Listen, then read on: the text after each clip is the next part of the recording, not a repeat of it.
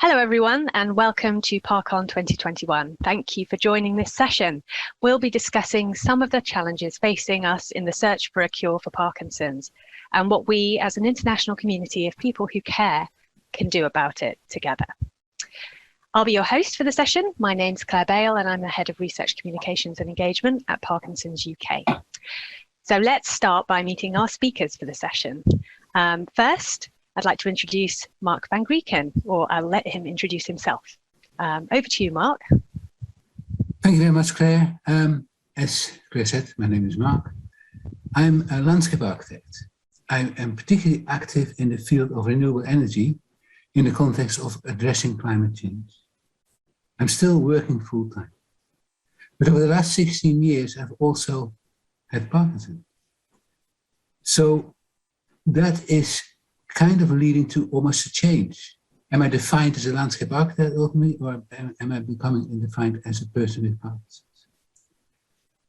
Through fundraising for Parkinson's UK about 5 years ago, I became much more aware of research, and I was introduced to researchers in Dundee. That was incredibly uplifting and positive. It reignited in me the aspiration to campaign for good causes and to undertake advocacy. And more important, to take a little bit of control and to build partnership. And I'm delighted to take part of this discussion with others. Thank you. Wonderful, thank you, Marc. And secondly, Professor Sonia Gandhi. Sonia. Thanks, Claire, and thank you for having me here. So my name's Sonia Gandhi. I'm a consultant neurologist at the National Hospital for Neurology and Neurosurgery, and I see patients with a range of neurological conditions, but particularly patients with Parkinson's. At Queen Square, we also have a Centre for Movement Disorders, and I lead that Centre for Translational Research, trying to bring and trial cures in patients. Separately, I'm a scientist and I have a research program that is based at the Francis Crick Institute, where I'm a group leader. And my research program is very much focusing on understanding what causes Parkinson's disease in the human brain and the processes involved in that, so that we can try to develop better targets. And I've been working on Parkinson's since my PhD about 15 years ago. So I've spent a long time thinking about this problem and working with patients. So I'm very committed to this event today. Thanks so much. And finally, Arthur. Thanks, Claire. Yes, I'm Arthur Roach. I'm the Director of Research at Parkinson's UK. My background is I'm a Canadian neuroscientist. I was in academia for a number of years, and then was in industry, different biotech and pharma companies, always working on discovering and developing new treatments for neurodegenerative conditions, including Parkinson's, but also Alzheimer's and multiple sclerosis. And I came to Parkinson's UK 7 years ago. And I guess what I'm really seeing myself as doing is taking that background and experience of seeing what works and doesn't work so well in and between those different sectors, industry, academia, small companies, large companies, investors, charities, and putting it together into a program that I think really will deliver what Parkinson's UK is all about. And that is creating new and better treatments that really address the needs and priorities of the Parkinson's community, doing it with the support, with the resources provided by the Parkinson's community and in the name of the Parkinson's community, making it work for them. Yeah, maybe you'll hear a little bit more about how we go about that later. Thanks. Fab. Okay, so before we dive into the discussion, and we've got lots to discuss today, just a couple of small bits of housekeeping for people who are joining us live. So if you are with us live, please share your thoughts and comments in the chat. We'd love to hear from you. And also, please feel free to raise questions. We'll be live after today's pre-recorded section to try and answer as many questions as we can from you. So use the Ask the Question button to raise a question. Okay, I think that's all from me for now. So let's get started. And the first thing that we're going to just briefly touch on is, what is a cure? What does it mean? It's a very broad term. It can mean different things to different people. So it'd be great to hear what our three speakers think. First, can I come to you, Marc, and ask what you feel a cure means to you? Quite a question, Claire. What does a cure mean? I think we need to be aware, first of all, that no two people with Parkinson's are the same. The disease path and the experience that we have is different from all of us. And in that context, perhaps also our context for what we expect a cure to mean for us may be different. Is it, for example, eradication, like we eradicated smallpox? Is that what we call cure? Or is it the ability to arrest or stop progression or even reverse it? To me personally, I think a cure would mean prevention, or prevention ideally with measures when we fail to prevent, to at least manage and have the capability to stop further progression and to address and deal with symptoms better. But in the short term, I think we must make ourselves heard and we must demand action so we get to any form of a cure, whatever definition anybody will give it, much quicker. Thank you, Marc. That's a great start. Sonia, is there anything you would add, or do you have any further perspective to add to that? I think from a physician perspective, I feel a cure is any treatment that has maximum benefit, maximum impact, the most impactful treatment we can give to somebody to improve their lives. And in that sense, well, as Marc raised, a cure is different for people at different stages of the condition. This is really important because when we think about what will change to move towards a cure, we cannot leave any person behind because everybody's experience is different. And so I think before, if we can sort of separate it into these three stages, before someone has a condition, before the onset of the condition, there may be at-risk populations, groups of people who are more likely to get it. And for them, a cure is delaying the onset or prevention. Once the biological process has started in someone's brain, they're in what we would call clinically the early or mid stages of the condition. Well, for them, a cure might be actually slowing down the condition or stopping certain symptoms, stopping progression, for example, to memory loss, or stopping other parts of the condition that affects other parts of the brain. And they may also be seen as curative. And at the later stages of the condition, once disability has set in, biologically, we might call that damage that's irreversible. Well, then a cure is different. A cure is about reversing disability. And then we have to think about the cures less in terms of modification of the disease process, but more in terms of neurorestoration. And that's where we focus more on the therapies that might be, for example, transplant therapies. So at different stages, I think a cure does mean different things. And we do have to think about all of that when we think about it. I mean, in summary, I think for me, the ideal time would be when we have we're able to select the right sort of treatment for the right patient, meaning that every patient is different, but that treatment will be right for that patient at the right stage in their condition. And we're able to administer it then to address the problem that they're experiencing. And for me, that would be an impactful cure. Thank you. Yeah, I think that's really interesting. And I think it's probably something that resonates with many people watching and their evolving view of what a cure is as their condition changes. Arthur, can I come to you as well? And I mean, obviously the ultimate goal of Parkinson's UK and pretty much all Parkinson's organisations is to find a cure. So how does the organisation see a cure? Yeah, I mean, I agree with everything that's been said so far. Maybe one other angle to look at it from is, we often talk about a cure, and that almost implies there'll be one pill or one treatment that will do everything, do the job. I don't think that's the way it's likely to be in a condition as complex and diverse as Parkinson's, as we heard. But if you look at other conditions that have had some success, and Parkinson's had some success, let's not forget that. But if you look at, say, HIV, AIDS, and also multiple sclerosis, so there, a number of treatments were discovered and researched, 10, 20 years ago. It took some time for each one of those to be shown either to be effective or not, and how they were effective.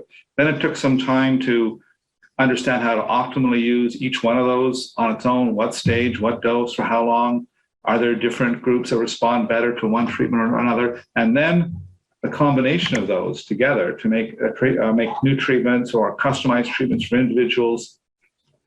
And that's gotten us to the point, a disease that was a death sentence 30 or 40 years ago, now not only can be very effectively managed, like we're talking about HIV now, and even essentially prevented with the preventative prophylactic therapies. So that progress has happened because multiple strands of research were pursued in parallel, in good faith, with lots of effort and lots of trial and error, but there were successes along the way, and they've all been built on. I think that is really the exciting potential for a cure or cure for Parkinson's.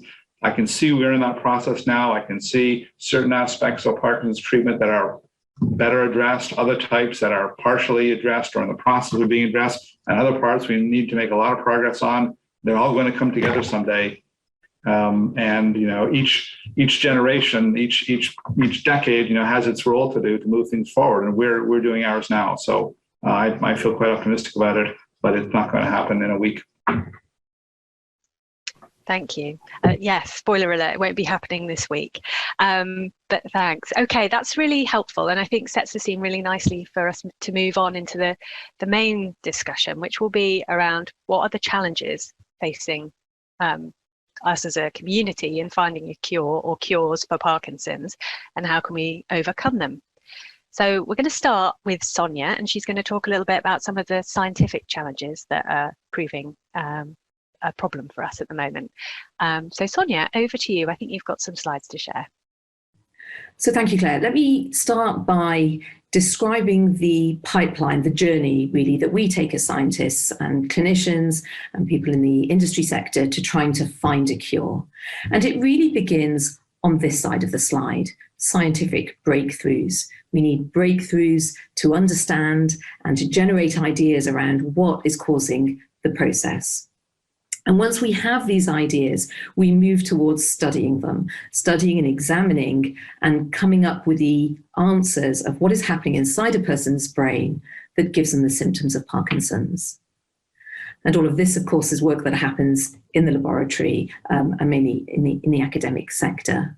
But of course, once we understand pathways, we can begin to look at ways to change those pathways, those processes that are aberrant or abnormal in the diseased brain. And that is a whole process that we call target identification. And then we'll begin to try and refine those chemicals that look at those targets to compounds that may one day be able to become a drug. And once we have potential candidates for drugs, we then have another long process, which is to come back out of the laboratory, test them back in, see how do they work in the brain, preferably the human brain, but how do they work in the brain, and are they going to be effective? And then we begin that slow process of trialing in humans, first for safety and then for effectiveness. And then finally, we're able to take those therapies into the clinic, into where I might be able to choose a therapy to administer to a patient. And so the pipeline, as you can see, is long, and actually it's slow. And what we do is we lose ideas as we move down that pipeline. And I'm going to take you through that now in a little bit more detail. So concentrating now with the breakthroughs and the ideas, the idea generation, what are the causes of Parkinson's?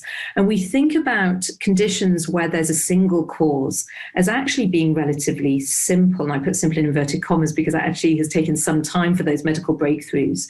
So infections, for example, a bug, a bacteria that causes pneumonia, SARS-CoV-2 causing COVID-19, the HIV virus causing HIV infection and AIDS. We know the cause. And of course, Parkinson's is so much more complicated than that because there are many, many causes that contribute to the condition. So it's not a single cause, single condition. But we should remember that we have actually made a huge amount of progress. So 25 years ago, before the first genetic discovery of the alpha-synuclein gene, we had no molecules to target.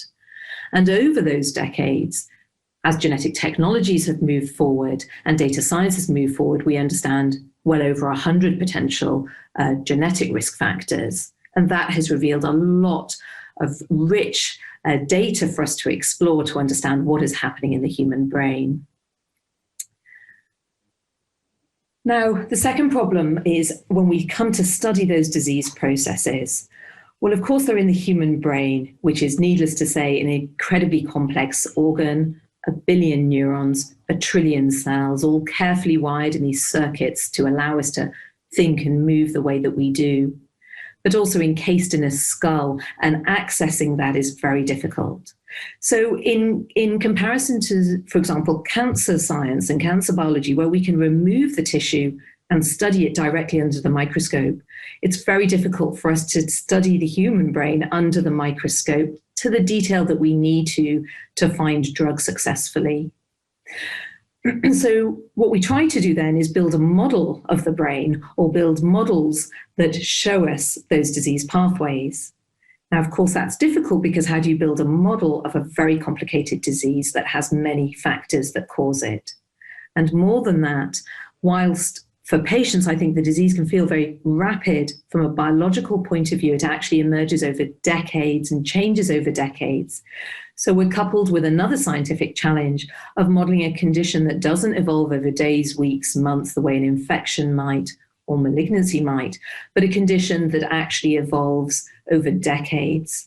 And that is, we can't afford to have that process be so slow in the laboratory, because otherwise it would take us too long to find a treatment. So we have to speed up that process when we model it. But again, in the past 10 years, things have really changed. The landscape has changed. And while we still use a lot of animal modeling in Parkinson's, in my lab, in many labs across the UK and the world, we're modeling human brain cells in a dish. We're modeling human brains, mini brains in a dish. And that has allowed us to really unlock what is happening inside the human brain. And then the second aspect, when I talked about complexity, how do we understand these billions of neurons and how they're working in the condition? Well, actually, within the last 5 years, there's been just a radical change in scientific fields of understanding how processes occur in single cells. And single cell technologies have really changed the way in which we study disease, as have technologies that allow us to look at things in minute detail now, and to manipulate large data sets. And all of these are going to work towards solving the complexity of the condition, and the complexity of the condition in the human brain. And I think they already are transforming how we understand the condition, but will continue to do so in the next 5 years. So moving on to that second stage of the pipeline, finding a drug, finding a compound that might work. Well, one advantage has been that with this growth of discovery that's come from all these breakthroughs, we're no longer reliant on one pathway. Many of you will have heard about trying to study protein misfolding and how there's been this huge reliance on using that as our main target. But actually, we now understand that there are many different processes involved. And although that contributes to the complexity of the condition, it also offers up the opportunity that there may be many pathways to target in the human brain. Inflammation, the way that the energy batteries work inside the cell, mitochondria, the way cells connect together, synapses. And so it offers up opportunities whilst being also complex. We have newer ways of trying to test compounds. We have ways of looking at them genetically, as well as ways of looking at compounds through compound screening. We can look at drugs that already we know work in the human brain, and can they be repurposed for use in Parkinson's? And I think this will also change the field in the next 5 years. We're better at refining the chemistry to make them reach the brain. And then as Arthur mentioned earlier, the idea that we will move away from a monotherapy, but much more to, can we target multiple processes at the same time and at different stages in the condition? So moving on to the last part of that pipeline, perhaps one of the most complex. Once we take these discoveries from the laboratory and we've generated compounds and we've developed those compounds, will they work in the human brain? This is a fundamental question. And of course, we don't have what we call an in vivo, a living human brain model we can use. So we move back to studying other mammalian models, which is not perfect, but it is a very, very important step. But even when we get to the stage where we say, right, let's now try this cure in a patient, we are then faced with how trials work. How do we select the right patient for any one trial? And how do we select the right stage? So does that mean that when trials don't give very positive outcomes, we've actually just missed a cure that we already may have, particularly with repurposed medications? Is it that we just didn't design the trial to capture the right signal? And that's because we find it very difficult to measure. We find it difficult to measure stages, but we find it difficult to measure cure as well. And you may well have heard of the term biomarkers. And biomarkers are really markers that help us track the condition and therefore track a cure. And in the Parkinson's field, the most used biomarkers are clinical ones. We see how patients are. But we also need to try and understand how their blood changes, how their brain changes, and develop more and more biomarkers. And as we do so, I think our trials will become more and more successful. And then finally, can we reorganize our clinical services? Can we change the landscape in which we see patients and treat patients to adapt to these cures that will be coming through this pipeline? So part of my last slide is really to emphasize that the pipeline, different people work in different parts of this. I work across the whole part, but it's all moving forward. And we really are at this scientifically at what we would call a tipping point, where we are making these discoveries. And I think there is a huge amount of hope. But we do need to work together and bring all aspects of the pipeline in line so that we're ready. We're ready for these breakthroughs that are coming from the lab and ready to adapt them in trials and then bring them into clinical care. And we like to see, certainly when we think about what precision medicine looks like, what a cure looks like in Parkinson's, that we may have this group of people that we think of as one group now, but clearly are a heterogeneous group, and that we would be able to predict really what stage they're at and what type of condition they have. We'd be able to design those therapies for their type of condition, regardless of what subtype of condition they have. And then we'd be able to say, these are the multiple therapies, accelerate them through efficient clinical trial design and into clinical care. And we have seen this happen. We've seen this happen with obviously with other conditions, but actually even with neurological disorders. We've seen stroke change during my training. We've seen multiple sclerosis change. And I think we can take some of those examples and understand how to drive this pipeline forward. So I'm going to stop there. Thank you so much. Yeah, really, really packed presentation, Sonia. Thank you. And I think really sets the scene actually for a lot of the talks that are to come for the rest of the conference. So thank you for that. Okay, so I think we've heard about some of the scientific challenges, but maybe I could now pass on to Arthur to talk a little bit about the broader challenges that we face in terms of attracting enough investment into Parkinson's research to make real progress, how that investment is allocated, and how we make sure that we're all pulling in the same direction, or at least the right direction, and collaborating as well as we possibly can to make progress quickly. So Arthur, thanks. Can I hand to you? Yeah, so yeah, really nice exposition there by Sonia of some very important points. And one thing I can start with is, actually the first slide showed the different stages of drug discovery and development. So that is a long process, and it involves a lot of people, a lot of different types of expertise, and a lot of money, a lot of investment as well. In fact, probably every one of those boxes, in many cases, can be carried out by different specialists that have to be linked up through a coherent program.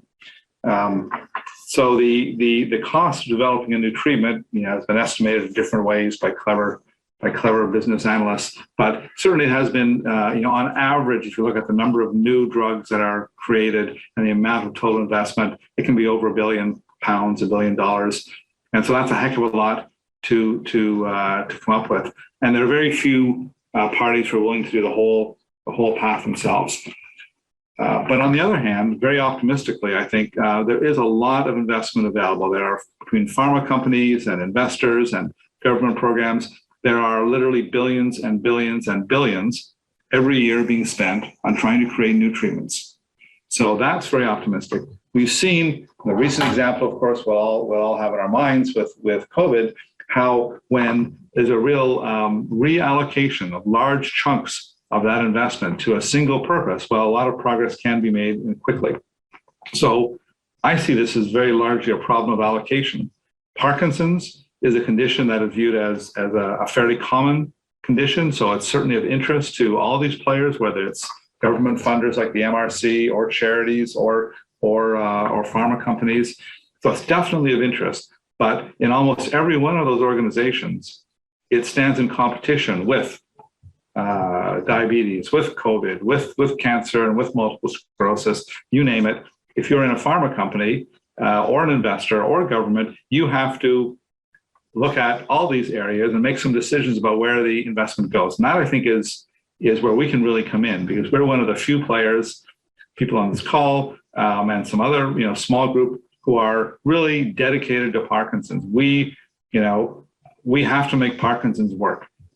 So we hope all the other conditions get treated and cured as well, but our focus is on making sure it works for Parkinson's. So I see a big part of what we're trying to do here, and what I think the charities have to do, is find ways to persuade the other players to commit to Parkinson's, give them opportunities, whether it's the scientific leads that perhaps we fund through grants to university researchers who find the alpha-synuclein or find the next target, or whether it's through programs like our Virtual Biotech program, where we find the small companies that are taking the early steps that Sonia described, of taking those insights in the biology and the target and turning it into the drug candidates. That's viewed as an expensive and high-risk process that actually pharma companies used to do, and they're stepping away from now. They're hoping someone else will do that earlier, riskier stage. So with some of our programs and a few other charities as well, we can identify projects at that stage and fund them when perhaps they're a little bit too risky for other players. And when they're successful, then you have a much more compelling opportunity to get a biotech or a pharma company or a clinical research to say, here's a drug candidate that needs further research and further testing and further investment. Please take it on. Please consider doing it. So that's a way that charities can apply what could be a small piece of a pie, but to leverage and to try to maximize the allocation of support from other areas to finding those new treatments for Parkinson's. So I think it is a hopeful situation. I know from my experience in pharma companies that they do want Parkinson's drugs, and they'd be very happy to invest tens or hundreds of millions in the next Parkinson's treatment if they believe it is sufficiently competitive and attractive compared to all the other things they're looking at on that day or in that year. If we can provide those with the convincing science coming from the kind of studies that Sonia's involved in, convincing early drug discovery stages carried out through small biotechs, perhaps, show them that there's a real patient need, that this addresses something that's important to the Parkinson's community, that will make a huge difference for people if we can address it, put all those things together and get other players involved as partners. So, it is difficult. Funding is a key thing. We need to be able to hold up our end of the bargain and do our share. But if we can, I think we can succeed by attracting other people into playing our game. Thanks. Thanks, Arthur. That's really helpful as well to get that sort of bigger picture. And Marc, can I come to you and ask you to reflect a little bit on what Sonia and Arthur have spoken about? Is there anything that makes you feel particularly hopeful or perhaps frustrated? Where do you see the exciting areas, and how do you think things have moved forward in your time living with Parkinson's? Well, quite a lot of food for thought in there, both from Sonia and from Arthur. I didn't mention in the introduction, but I'm also a UPATI fellow, UPATI standing for European Patient Academy for Therapeutic Innovation. And I'm a UPATI fellow in patient advocacy during medicine development. So, and in fact, both Arthur and Sonia spoke about medicine development. So that's the process of taking promising discoveries or breakthroughs into medical trials. And Arthur quite rightly said it costs millions of pounds. And what is frustrating is the cost reasoning. It's understandable. There is a market. So we're almost subject to the market. So the COVID-19 demonstrated if the market suddenly opens this huge opportunity, provided a quick resolution is found for a problem, and the market delivered on that and has delivered on it. So there is some frustration around how we allocate those funding and how we can influence which research pharmaceutical companies will invest in and which they don't want to invest in because of their commercial pressure. Because they need to deliver two things: profit for their shareholders and profit to do the next research, trials, etc. And that's a balance. Having said all that, there are also a lot of very positive developments.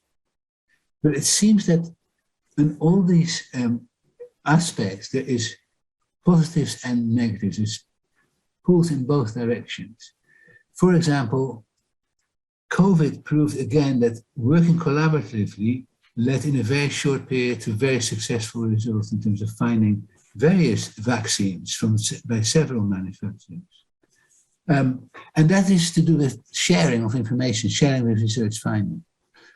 But sharing with research finding is not something that automatically happens in the research world, I found out. Some people are still quite driven by their own professional careers sometimes, but increasingly that is no longer the case, I'm very pleased to say. There is a huge number of very committed scientists. I know that from personal experience, people who work day and night to help cure Parkinson's. What of course is very frustrating that the most successful drug so far, levodopa, is now 60 years old. And there has been no equivalent scale in terms of magnitude of new treatment found as far as I'm aware.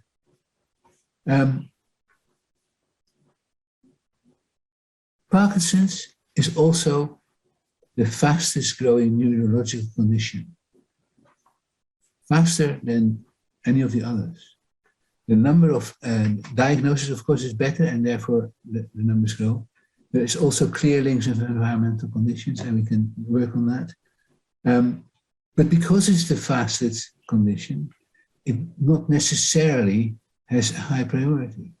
And one of the reasons for that, I believe, is that the Parkinson's community traditionally has been quite silent and withdrawn.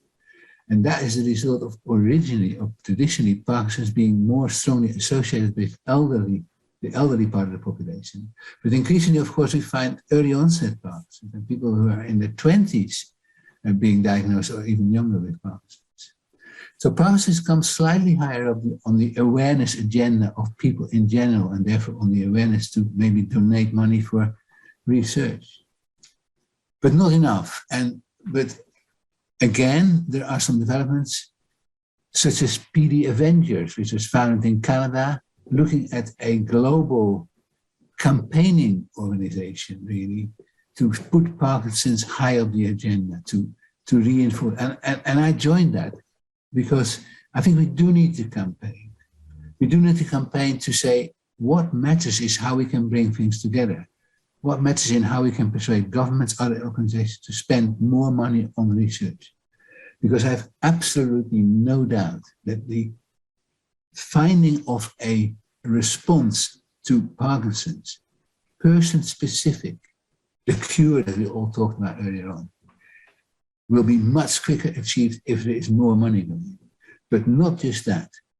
We people with Parkinson's also need to play our role. We need to stand up, demand that involvement, make ourselves available for involvement, because PD Avengers, we believe that we will get there much quicker if people with the illness are at the core of the research and the activity.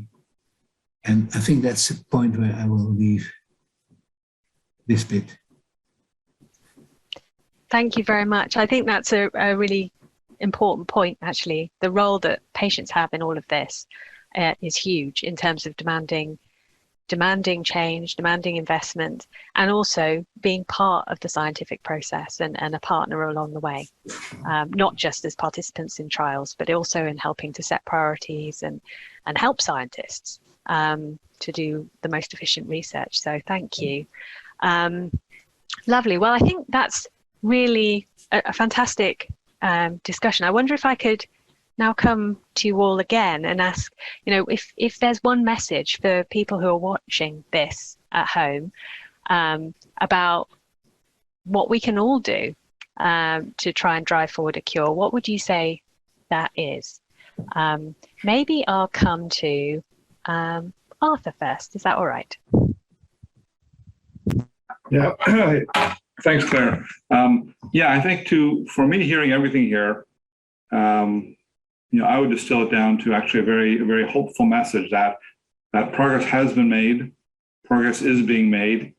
We're seeing ways to accelerate that with new science and with perhaps new collaborative approaches. Maybe we've learned some things from the COVID business about how to apply those, that expediting mindset to other areas. But it is going to take a long time. We have to keep at it. We have to keep doing what we've been doing and do more of it. But when we do that, progress is coming with new science and new approaches. Thanks. Thanks, Arthur. Sonia.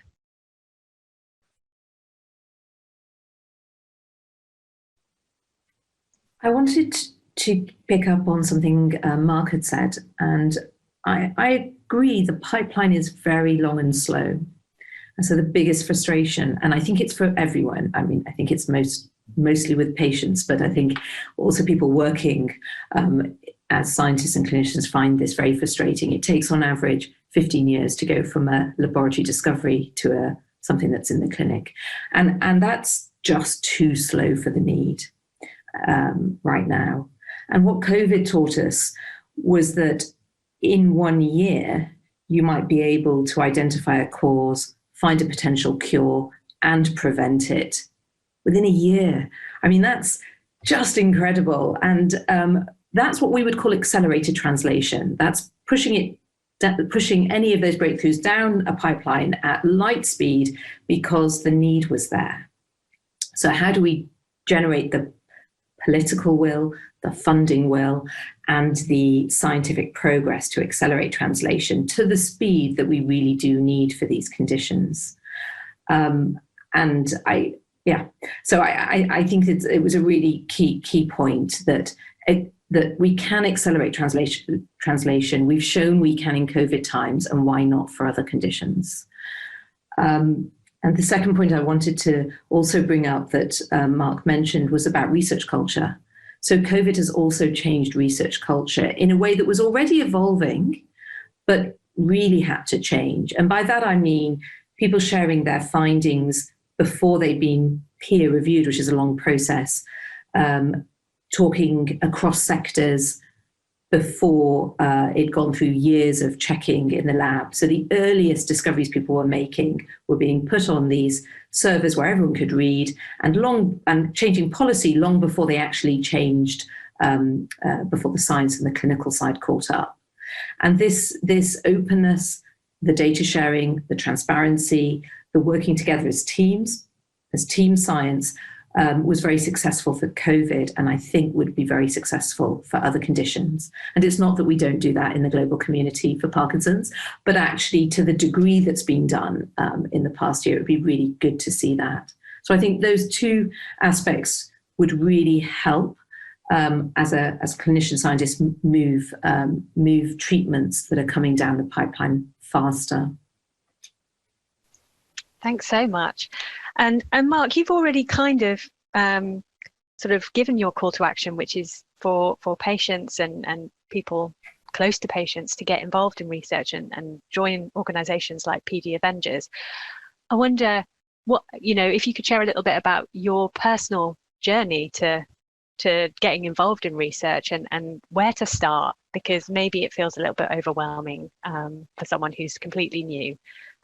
What would you recommend as a first step? What I would recommend is talk to other people with Parkinson's or who are associated with other people with Parkinson's, and to seek information and to go along. I, for a long time, did not want to know about my Parkinson's because I thought if I didn't talk about it, then it would be not there. It wouldn't be there. Being involved in the Parkinson's community, irrespective of what form that takes, gives you the opportunity to share things, to learn things, and to benefit from other people's experiences. But particularly, I think raising awareness, helping to raise awareness is fundamentally important to me.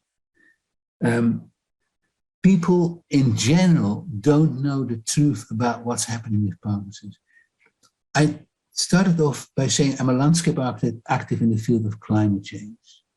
Most people have not yet realized what is going to happen in terms of climate change. And therefore, the political will, referred to by Sonia, the money allocated, referred to by Arthur and Sonia both, is not quite there to really address the issue of Parkinson's. And that is a depressing thought. But I'm an optimist. And I see the optimism in the scientists. I know that people like Sonia and Arthur and others work day and night. They're not just in it for a job. I cannot believe it, how often I've had emails regarding certain things that are written at 3 o'clock in the morning. Well, that expresses the commitment. And that is something that we also must realize. So, as always, there's two sides to this coin. We need to address some of the things that are still quite poor. We need to stand up, as I said earlier. We need to participate actively, demand our role, and demonstrate that it will help. And we need to be optimistic, because if we're not, then what's the point? Fantastic. Yes, a call for optimism. I think so too. And I think that's been a brilliant. I think we should probably start to wrap up now. So thank you all so much for sharing your thoughts and reflections on this really complex topic. And I'm sure we'll have stimulated lots of discussion in the chat and also hopefully lots of questions. So I really look forward to seeing you all again to try and answer some of those that we've had. So with that, thank you very much. And I'll see you again very soon.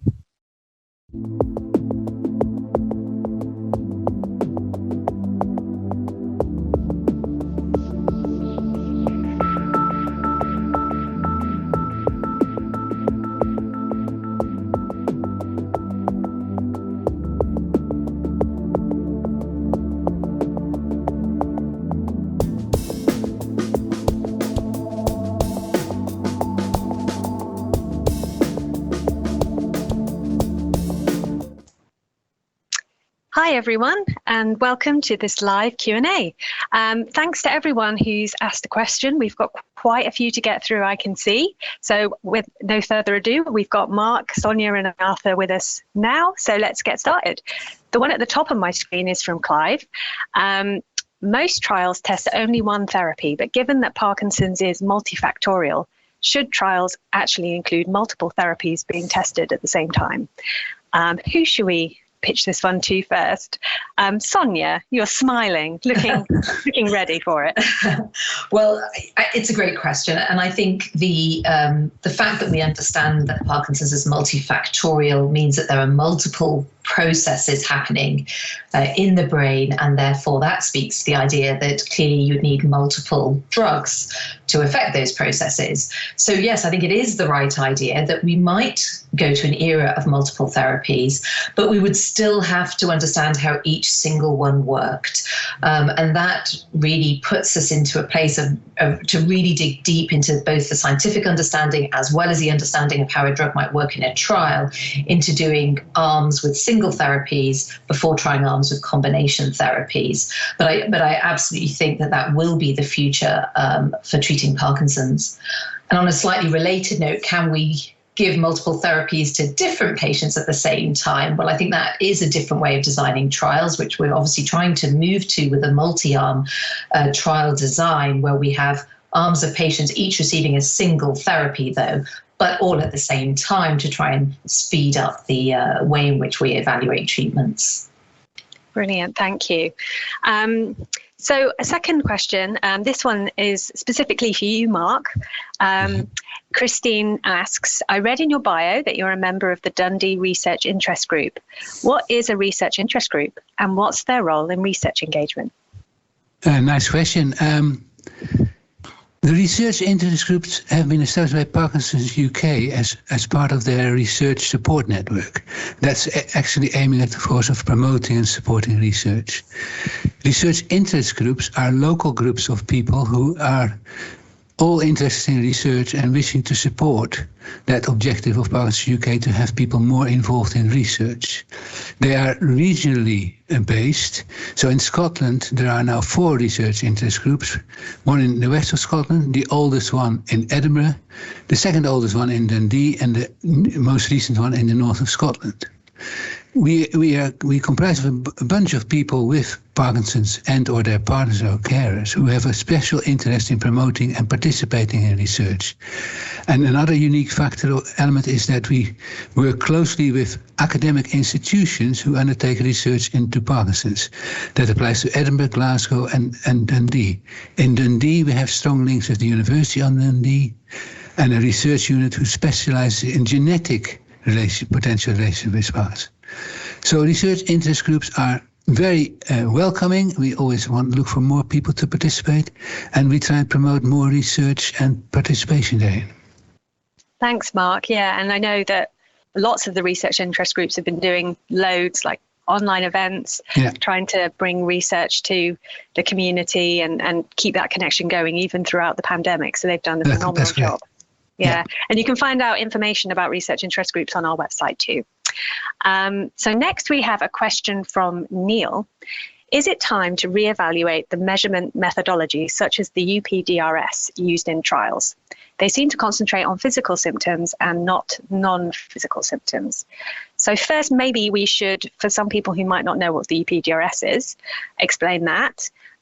Maybe Sonia, you'd be best placed to give us a quick summary of what the UPDRS is. So the UPDRS is broken down into different sections, but the one that's used mostly in trials is UPDRS 3, which assesses really the motor component of somebody's condition. So their movements, the fluidity of their movements.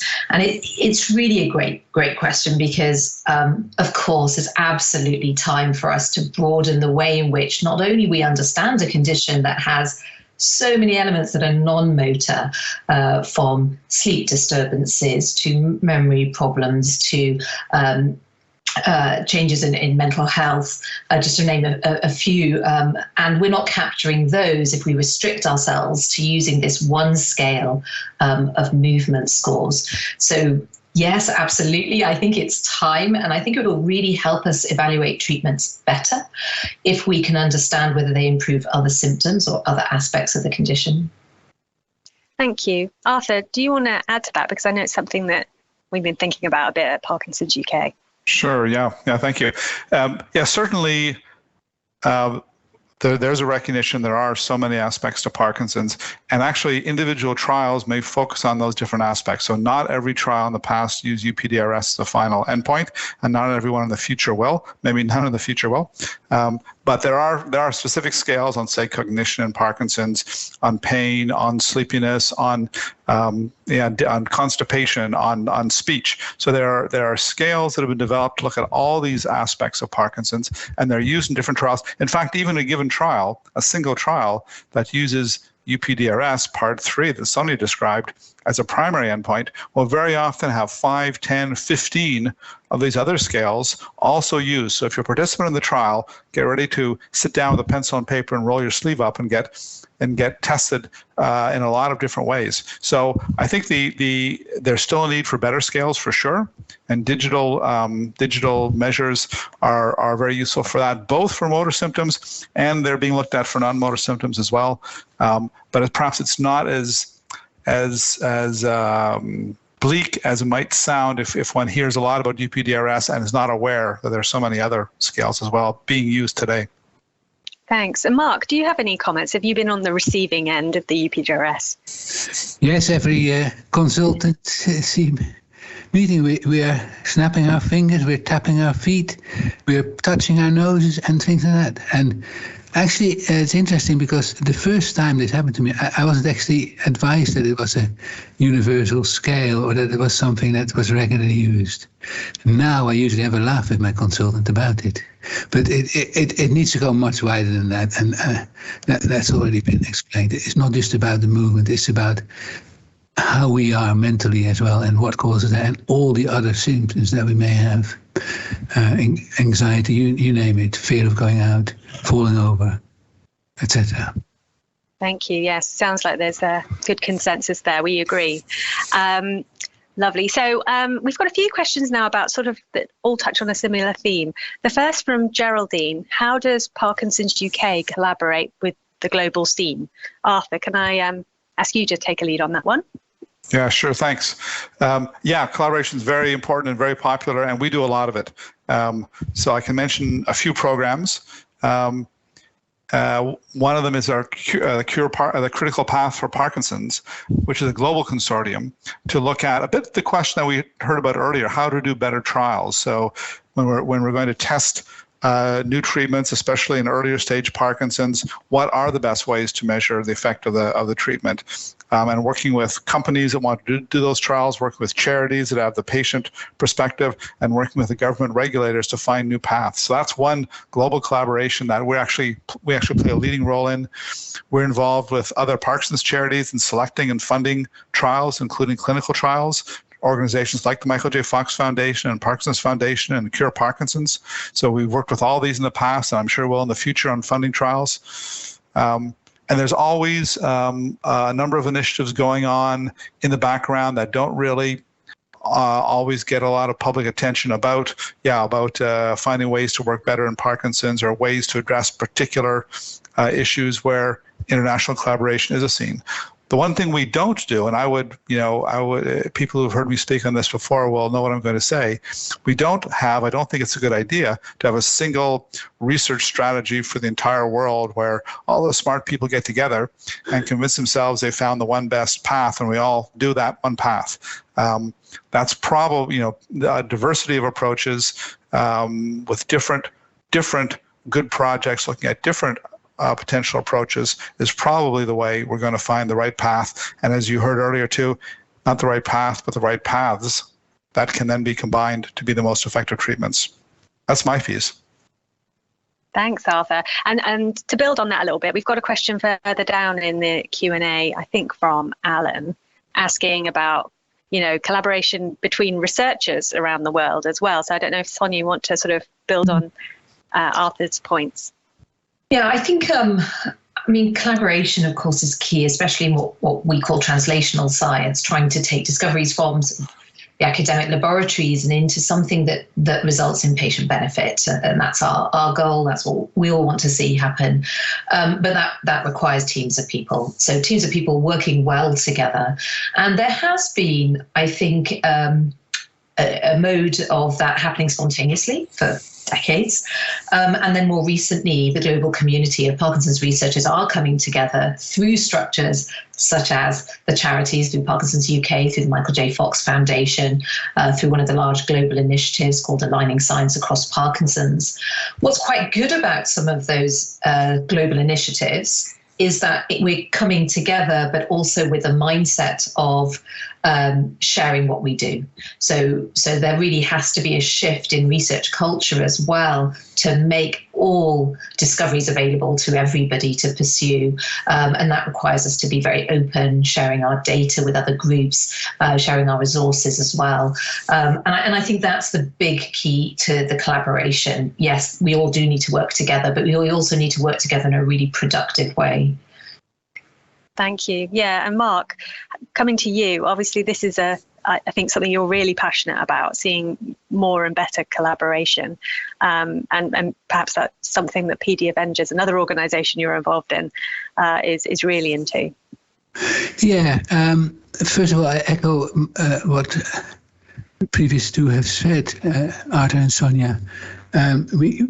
The temptation is to say everything needs to be globally organized in one melting pot. And certainly that's the view you get if you look at the plethora of organizations. But if you think about it, everyone with Parkinson's is unique. And there may be hundreds of different Parkinsonian forms ultimately, and they require different approaches ultimately. So provided people are willing to share, which is what Sonia already said, that is vitally important. So the Dundee unit with whom I've collaborated is focus on genetics, but there are other institutes across the world who focus on genetics. Or they need to exchange free information. It's not about holding it back until your article is in the Lancet, but they need to share that much earlier. But there is also a campaigning side. We need to fight for more involvement of ourselves. We need to try and take a little bit more control and responsibility ourselves, which direction we want to go in. And the PD Avengers try to do that. That's an organization that's founded in Canada, is now worldwide. It has 3 basic objectives: campaigning for making our case more strongly on a world stage so we can attract more funding, looking after each other, and equitable distribution of medication across the world, because there's a big discrepancy between what you can get in Africa compared with what we can get in Europe. And lastly, looking after each other in the shorter term. And that is a campaigning organization to which Cure Parkinson's Trust, Parkinson's UK, and many other organizations in Europe are all supporters, partners. And that is what we're striving for, partners. Brilliant. Thank you. Yes. Okay, let's move on to the next question. So this one is from John. Is there a lack of drive for a cure in existing Parkinson's patients, as providing prevention would be the most advantageous outcome overall? Perhaps, Arthur, could I come to you first with this one? Is there more interest in prevention than finding treatments for people living with Parkinson's now, in your opinion? Certainly, I guess if, what I hear, we hear from people who have Parkinson's. We don't hear so much from the general public. So people we hear from have Parkinson's, and they want treatment for the Parkinson's they have, and people in the future who have Parkinson's. But also when we do bring forward a research proposal to discuss with people living with Parkinson's and say, here's one we could do. It is for people so early they don't know they have Parkinson's yet. What do you think? The response is positive. So I think when people have the question, they do recognize it. There aren't that many good studies at that stage, because it's probably going to be a while before we understand how a given drug works, and then are ready to move it into people who don't yet have Parkinson's. So prevention is a difficult one to do. But there is a desire for it. Yeah, I think maybe Marc would have some comment on that. But I potentially have, but I don't know what would be a fair answer. My personal interest is both in prevention as well as in looking after reducing symptoms, for example, better treatment. But my main focus would be on how can we get this done quicker. And that's an issue of money and resources. I don't know any scientist in the field of Parkinson's who isn't 120, 150% committed. Most of the researchers work extremely long hours, but we haven't got enough of you working on it.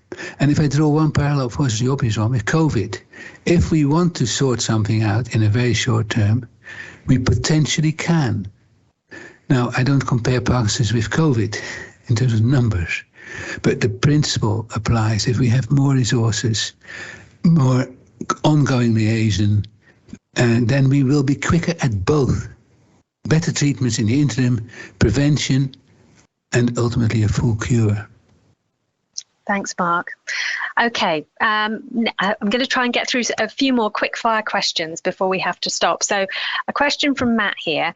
Are there any trials into finding the long-term effects of taking the same drugs for decades? I've been on levodopa for 40 plus years. Sonia, can I level this one at you? Yeah, it's a tough one, and it's not that trials are designed to follow people up for long periods of time. Just by necessity, they'll have primary endpoints and secondary endpoints that they'll work to, and that will be within the year's time frame so that they can act to discontinue a trial medication or bring it into clinical practice. So, of course, trials aren't designed to take the long-term effects very much into consideration.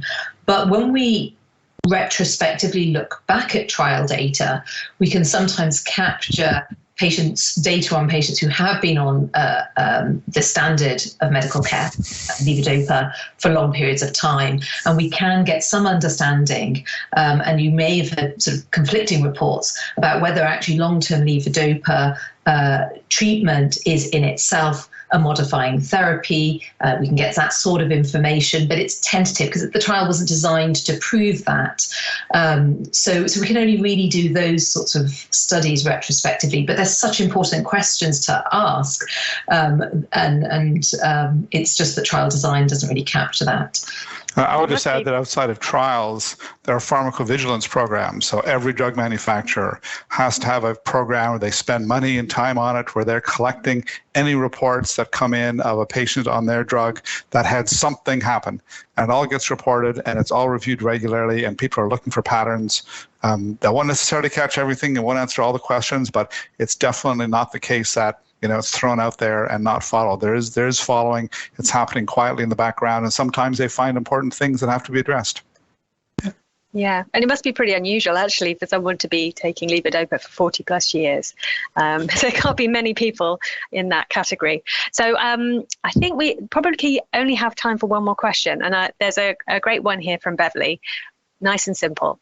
How can you participate in a trial? Marc, How can you participate in a trial?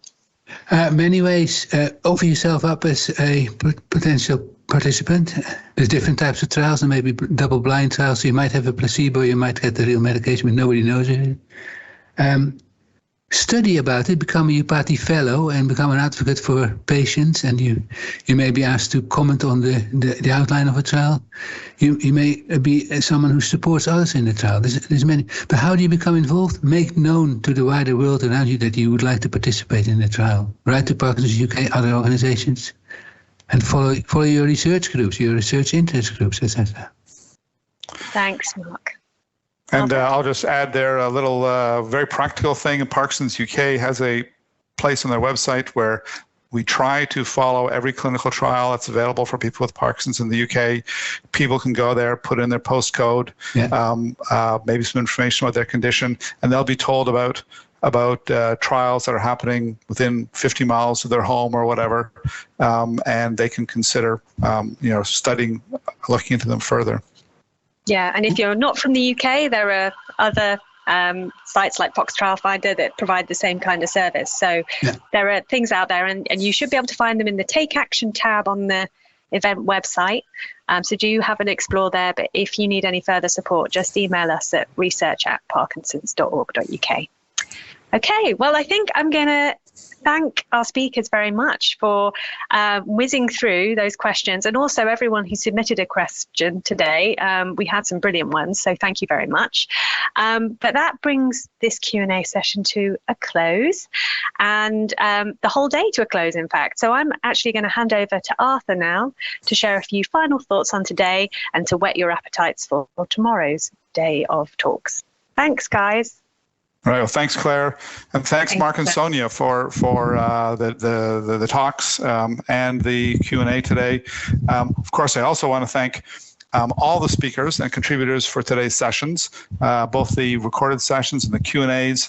This is a program that's planned from beginning to end with the involvement of people with Parkinson's to know, what is important, what is relevant, and then we approach people to participate and give these presentations, and it couldn't happen without them. So extremely important. Thanks to all of you for that support.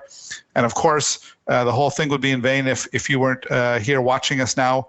So thank you for joining us. We really hope it's been useful for you. We really want feedback on if it's been useful and what could make it more useful for you in the future. So please consider sharing thoughts in the chat on this call, but there'll be other possibilities as well. I don't have the technology here to watch the chats at the same time, but we'll look forward. We definitely will pay attention to and look for your comments. So that's the end of day one. Tomorrow, day two, there's still a lot to look forward to.